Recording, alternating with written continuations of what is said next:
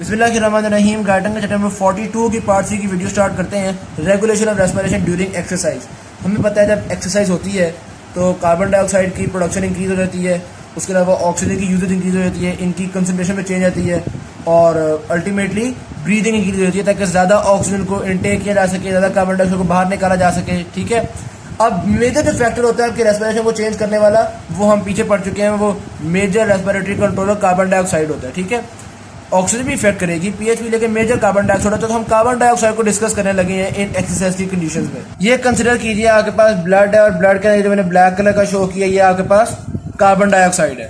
Normal routine में क्या होता है, body Aahista Aahista carbon dioxide produce कर रही होती है और नॉर्मल ब्रीदिंग जो होता है वो कार्बन डाइऑक्साइड आपके एटमोसफेयर में रिलीज हो रही होती है, यानी बॉडी उसको निकालती जाती है। ब्लड के अंदर partial pressure of carbon dioxide maintain रहता है। ठीक है, अब हमारा ख्याल था जब एक्सरसाइज होगी तो क्या होगा, बॉडी ज़्यादा कार्बन डाइऑक्साइड प्रोड्यूस करेगी। ठीक है, ज़्यादा कार्बन डाइऑक्साइड हो जाएगी।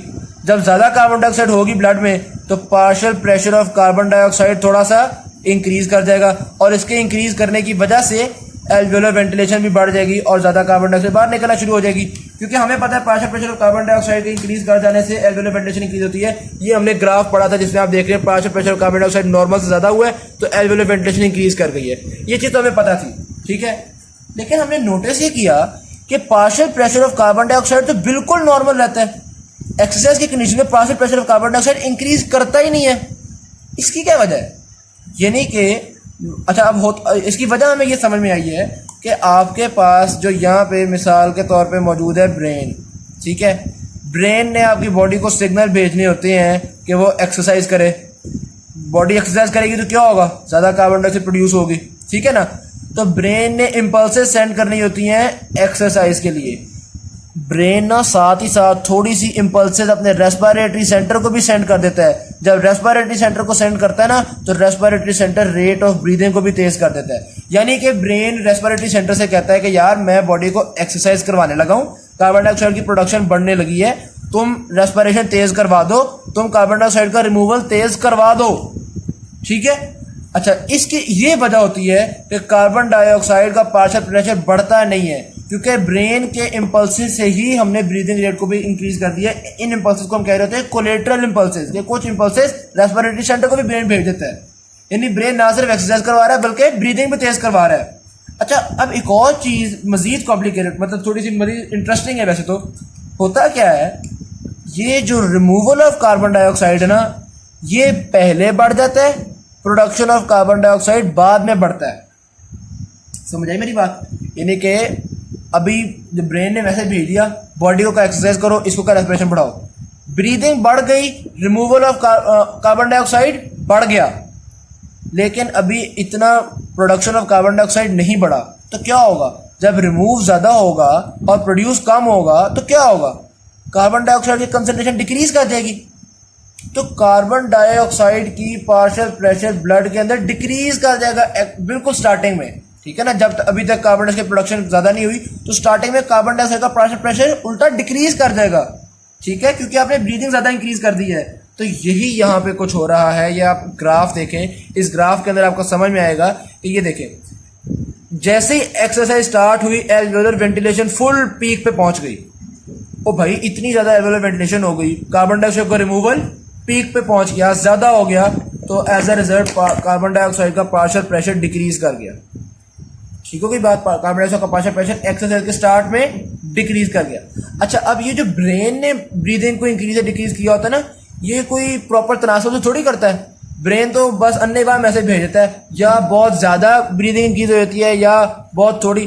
तो अब देखो ब्रेन ने यहाँ पे कुछ ज़्यादा ही ब्रीदिंग रेट को इंक्रीज करवा दिया है। ठीक है, तो ब्रेन एक दफ़ा ब्रीदिंग रेट को इंक्रीज करवा देता है, फिर उसको एडजस्ट जो करना होता है ना, वो हमारी कार्बन डाइऑक्साइड का पार्शियल प्रेशर करता है। किस तरह से एडजस्ट करता है ये देखो, यहाँ पे क्या हुआ, बहुत ज़्यादा एल्वियोलर वेंटिलेशन इंक्रीज कर गई, कार्बन डाइऑक्साइड डिक्रीज कर गई। अब जब कार्बन डाइऑक्साइड का पार्शियल प्रेशर डिक्रीज करेगा तो वो इसको कहेगा भाईजान आप बहुत ज़्यादा एल्वियोलर वेंटिलेशन करवा रहे हो, थोड़ा आराम आराम से, थोड़ा आराम आराम से। तो as a result alveolar ventilation आप देख रहे हैं थोड़ी सी डिक्रीज कर गई। ठीक है, क्योंकि कार्बन डाइऑक्साइड जो इतनी फॉल कर चुकी है, एल्वियोलर वेंटिलेशन डिक्रीज कर गई। फिर आहिस्ता आहिस्ता कार्बन डाइऑक्साइड की प्रोडक्शन बढ़ना भी शुरू हो जाती है। कार्बन डाइऑक्साइड भी एल्वियोलर वेंटिलेशन से कहता है कि ठीक है यार तुम सही थे, अब एक्सरसाइज शुरू हो गई है, मेरी प्रोडक्शन बढ़ गई है, ठीक है, तुम भी एल्वेओलर वेंटिलेशन को बढ़ा लो। तो आहिस्ता आहिस्ता फिर एल्वेओलर वेंटिलेशन इंक्रीज होती है और कार्बन डाइऑक्साइड, चूंकि अब एक्सरसाइज कार्बन डाइऑक्साइड प्रोड्यूस करना शुरू हो गई है, body excessive carbon dioxide produce करना शुरू हो गई है, तो partial pressure of carbon dioxide increase होता होता दोबारा नॉर्मल तक आ जाता है। ठीक है, अब जब नॉर्मल पे आया तो इसका मतलब है कि body excessive carbon dioxide produce कर रही है और एक्सेसिव कार्बन डाइऑक्साइड रिमूव भी कर रही है, जिस वजह से partial pressure of carbon dioxide normal level पे ही रह रहा है। ठीक है, क्योंकि आप देख रहे हैं कि प्रोडक्शन तो जारी बात है, जब एक्सरसाइज हो रही है तो प्रोडक्शन तो बढ़ गई, और एल्वेओलर वेंटिलेशन आप देख रहे हैं कि यहाँ की बजाय यहाँ तक आ चुकी हुई है, तो यानी कि प्रोडक्शन भी बढ़ गई, रिमूवल भी बढ़ गया, partial pressure of carbon dioxide normal है। अच्छा, अब जब एल्वेओलर वेंटिलेशन दोबारा कम होगी, यानी कि ब्रीदिंग दोबारा कम होगी, यानी कि रिमूवल ऑफ कार्बन डाइऑक्साइड कम होगा, तो partial pressure of carbon dioxide normal से ज्यादा भी हो सकता है। ये क्यों ज्यादा हुआ है? क्योंकि ये देखें कार्बन रिमूवल कम हो गया, एल्वेओलर वेंटिलेशन कम हो गई है। तो ये एक बहुत इंटरेस्टिंग सा कॉन्सेप्ट था, आई होप सो आपको समझ आ गया होगा। अच्छा, अब मैं थोड़ी सी बुक की लाइंस भी रीड कर देता हूँ ताकि समझ में आ जाए। पहले ये वाला जो टाइम है ना जिसमें वेंटिलेशन ज्यादा हो गई है, अभी कार्बन डाइऑक्साइड प्रोडक्शन इतनी हुई नहीं थी, जिस वजह से partial pressure of carbon dioxide decrease कर गया। तो यहाँ पर उन्होंने बताया reason that the ventilation forges ahead of the buildup of the carbon dioxide is that the brain provides an anticipatory stimulation of respiration at the onset of exercise, causing extra alveolar ventilation even before it is necessary। अभी इतनी carbon dioxide बनी नहीं थी कि हमने ventilation को इतना increase कर दी है। ठीक है, अच्छा, अब ये जो स्टेट है जिसमें आप देखते हैं कि वेंटिलेशन यहाँ पे है, जिसकी वजह से partial pressure of carbon dioxide normal है। ठीक है, इस चीज को वो अब एक और तरीके से आपको एक्सप्लेन करने लगे हैं, ग्राफिकली आपको एक्सप्लेन करने लगे हैं। ये देखिएगा इस ग्राफ में, अब इस ग्राफ से आपको पता क्या चल रहा है, नीचे पर उन्होंने आपको ग्राफ बना के दिखाया, ये वाला ग्राफ याद है ना, partial pressure of carbon dioxide बड़ा था तो एल्वेओलर वेंटिलेशन बड़ी थी, यही चीज उन्होंने यहाँ बनाई है, आपको दिखा रहे हैं partial pressure of carbon dioxide increase कर रहा है तो वेंटिलेशन भी इंक्रीज कर रही है। ठीक है, लेकिन एक्सरसाइज में क्या सूरत हाल है कि वेंटिलेशन तो इंक्रीज की हुई है लेकिन partial pressure of carbon dioxide increase नहीं किया हुआ, और उसकी वजह आपको पता है ब्रेन से इंपल्सेस हैं। ठीक होगी बात। अब वो यही शो कर रहे हैं कि देखो एल्वेओलर वेंटिलेशन को बढ़ा, ये कार्बन डाइऑक्साइड की पार्शियल प्रेशर बढ़ता जा रहा है, बढ़ता जा रहा है, बढ़ता जा रहा है, एल्वेओलर वेंटिलेशन बढ़ती जा रही है। ठीक है, लेकिन जब हम एक्सरसाइज कर रहे होते हैं तो ऐसी सूरत हाल में एल्वेओलर वेंटिलेशन इतनी ज्यादा होती है। ठीक, ये एक और ये तो कर्व हो गया ना partial pressure of carbon dioxide की, और ये कर्व उन्होंने ड्रॉ की हुई है एक्सरसाइज की, कि एक्सरसाइज में partial pressure of carbon dioxide के बढ़ने से किस तरह से एल्वेओलर वेंटिलेशन बढ़ रही होती है। ये एक्सरसाइज और नॉर्मल में इतना फर्क क्यों है? आपकी ब्रेन की वजह से, क्योंकि नॉर्मल में सिर्फ partial pressure of carbon dioxide he एल्वेओलर ventilation को इफेक्ट कर रही है, लेकिन एक्सरसाइज में ब्रेन भी उसको तेज किया हुआ है। आप देख रहे हैं वही partial pressure of carbon dioxide है जिसमें नॉर्मल में इतनी थोड़ी एल्वेओलर वेंटिलेशन है, और उसी partial pressure of carbon dioxide पे वेंटिलेशन इतनी ज्यादा हो जाती है एक्सरसाइज में due to the brain.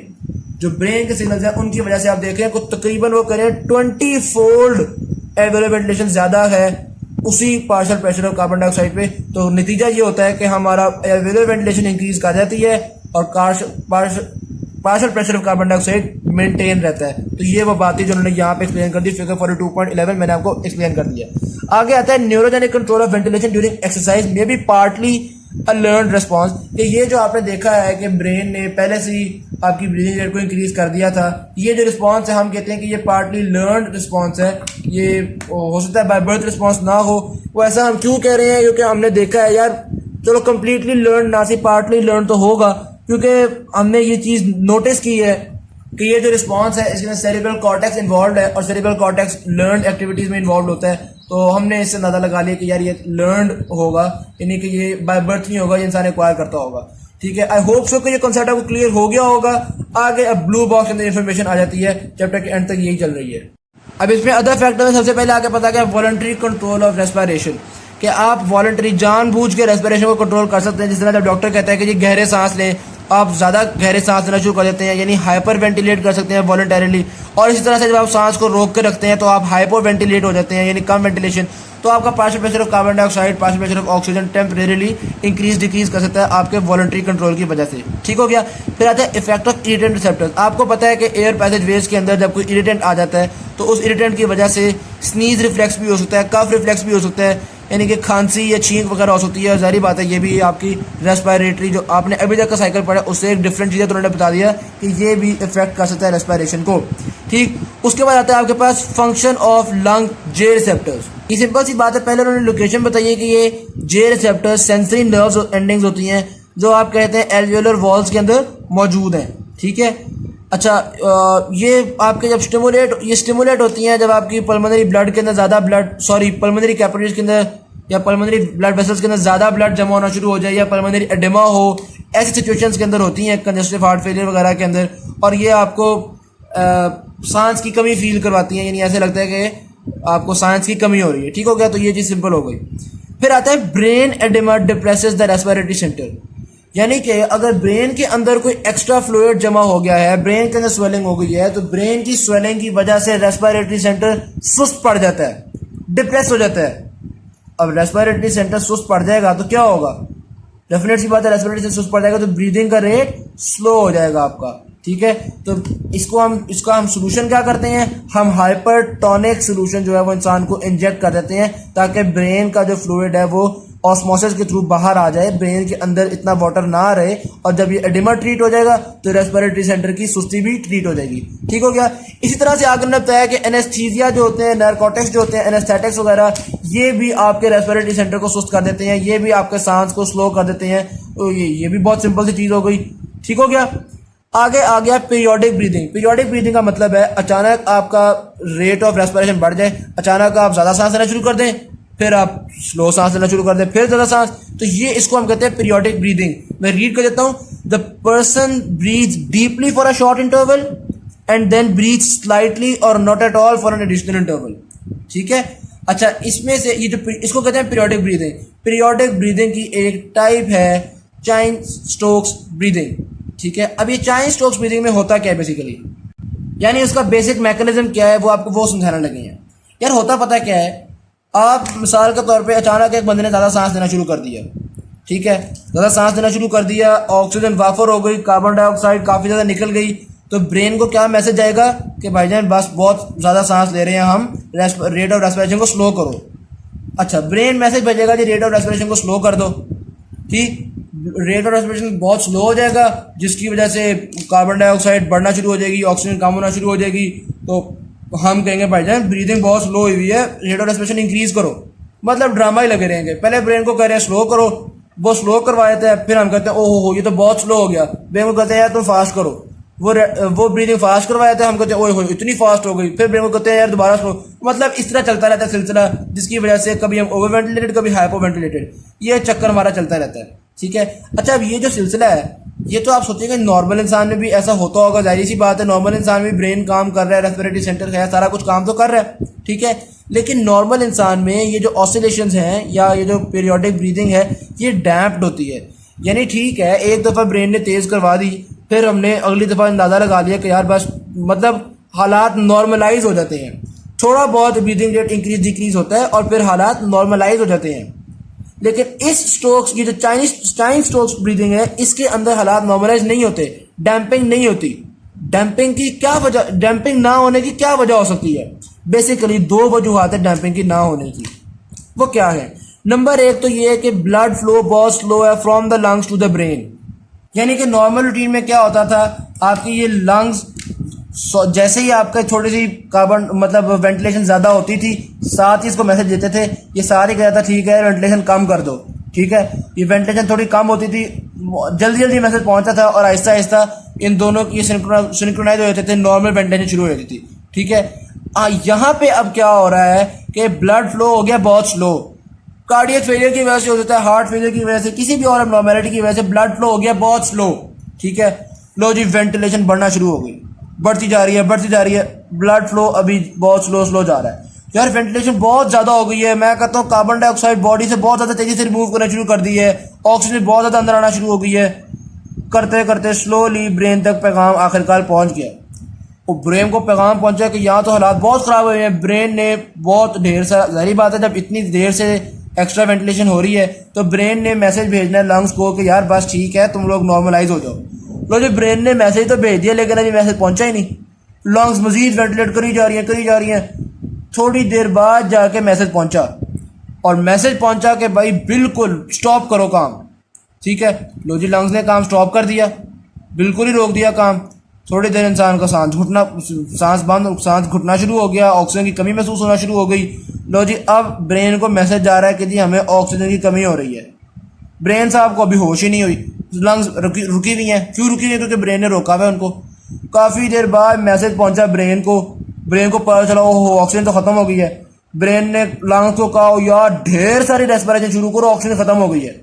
Low ji slow slow आ रहा है। काफ़ी देर बाद पहुंचा इसने अचानक। तो ये जो आपका स्लो ब्लड फ्लो है, इस स्लो ब्लड फ्लो की वजह से ये मसला हो गया। ठीक होगी बात, याद है बात समझ में आ गई। एक तो वजह ये हो गई। दूसरी वजह इंक्रीज नेगेटिव फीडबैक गेन है।